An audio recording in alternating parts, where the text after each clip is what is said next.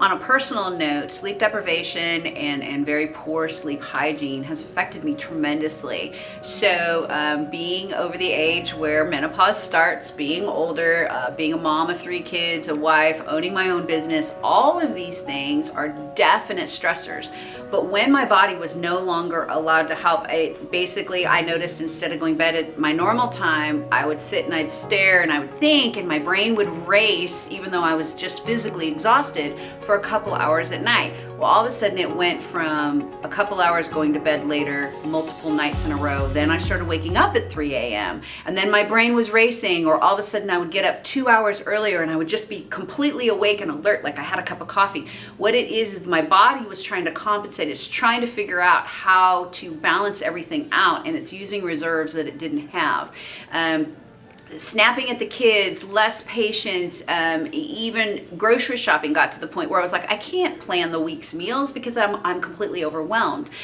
Being less efficient at work, feeling like I had to come in earlier, stay later, when in reality I had no more of a workload than I normally do. So everything gets out of balance, and when that happens, that affects everything. The relationship with my kids, the relationship with my husband, my business, everything just starts to be impacted, and you feel less efficient, you feel extra stressed. Again, it's kind of that chicken and egg.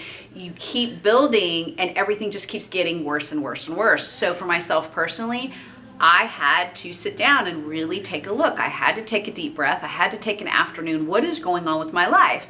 We help customers every day with these issues.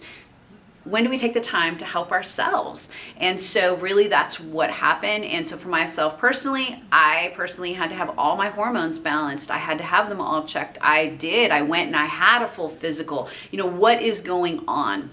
And then finding a product or a lifestyle method to get me to rebalance. What do I need to manage my stress levels and to be able to function the way I want at the levels I want? And so when you realize that you're impacted, your personality has changed, you're not satisfied with who you are because you can see a reflection of yourself in the mirror in the morning, that's a huge indicator that something has happened.